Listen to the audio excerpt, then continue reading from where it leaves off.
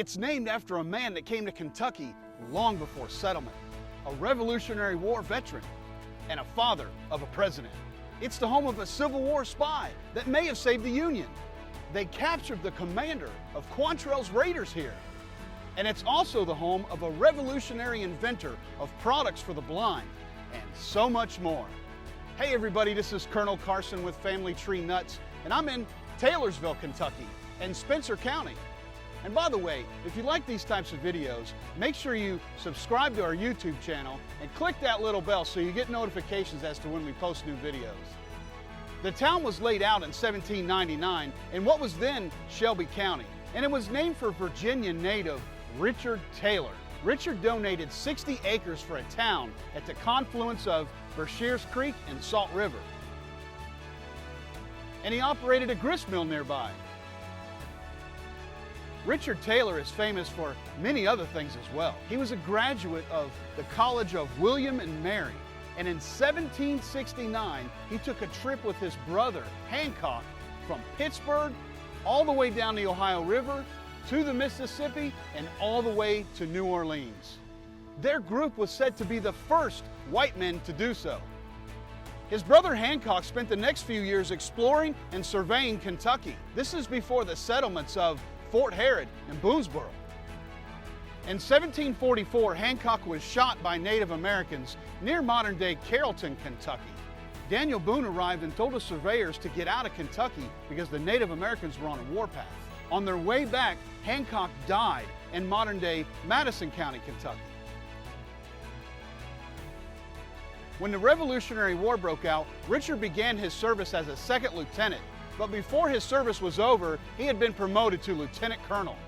He served in the battles of White Plains, Trenton, Brandywine, and Monmouth. He was also involved in the Valley Forge campaign by commandeering supplies for General Washington's army. Richard was given and acquired 8,000 acres in Kentucky, and he moved his family there in 1785. In 1792, he built his first brick home on land that he bought from Kentucky's first governor, Isaac Shelby. And in that same year, he served with the Kentucky militia in a campaign against the Shawnee under Major John Adair. He was wounded in battle near Fort St. Clair in Ohio. In the late 1790s, Richard built his home called Springfield, which is in the eastern end of the Louisville metro area. This is about the time that he donated land to build the town here that bears his name, Taylorsville.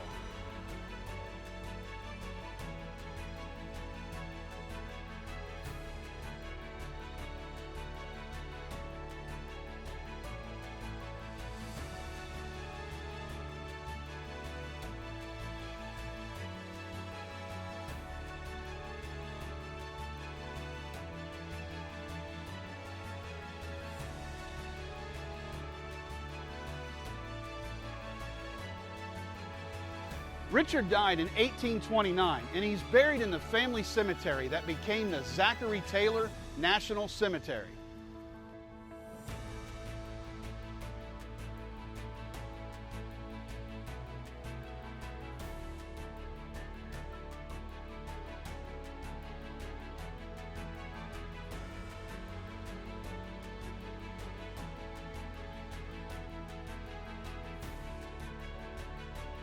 That cemetery was named after his son, President and Major General Zachary Taylor, the hero of the Mexican War. Old Rough and Ready.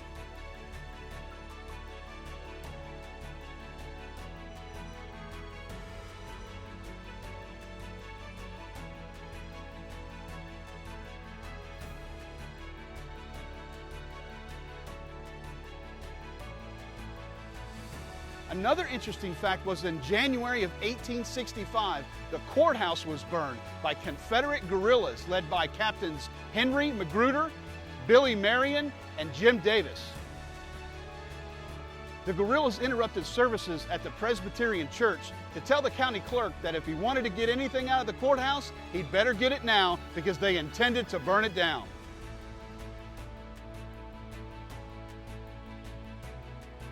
He was able to rescue his Masonic regalia and the county court books, but the courthouse was completely burned.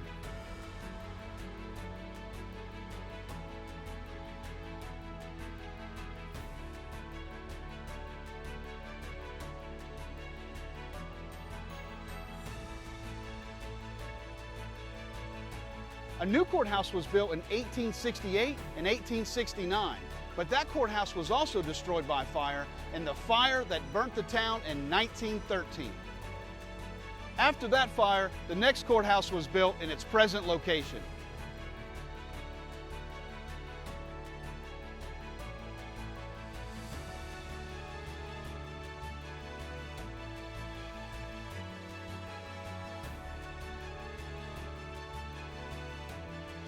The town is also home to the Spencer House, which was a famous hotel and a tavern built in 1838.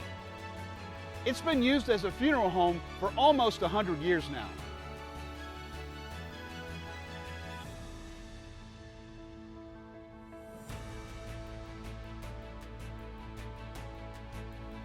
Taylorsville is also the home of Felix Grundy Stidger, the spy that saved the Union. Stidger infiltrated the Knights of the Golden Circle and became one of their most trusted men. His information led to the destruction of Confederate plans that may have turned the tide for the Confederacy.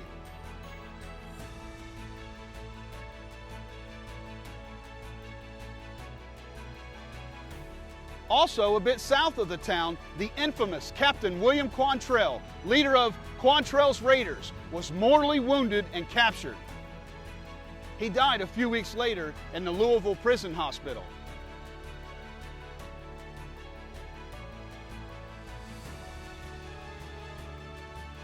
Another person of note from Taylorsville is James Morrison Heady.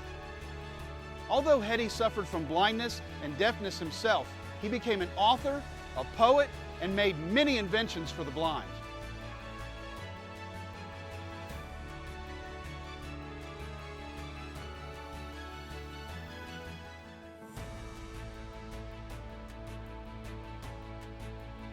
The area is also the home to the beautiful and historic home of Vaucluse, also known as the Jacob Yoder House.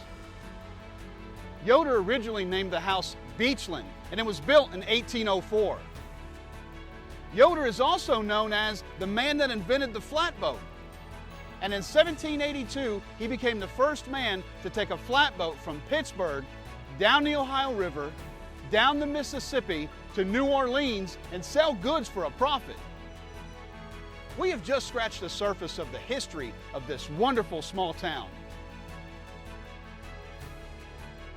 Be sure to reach out to learn more. And remember, family tree nuts, let our nuts find the nuts in your family tree.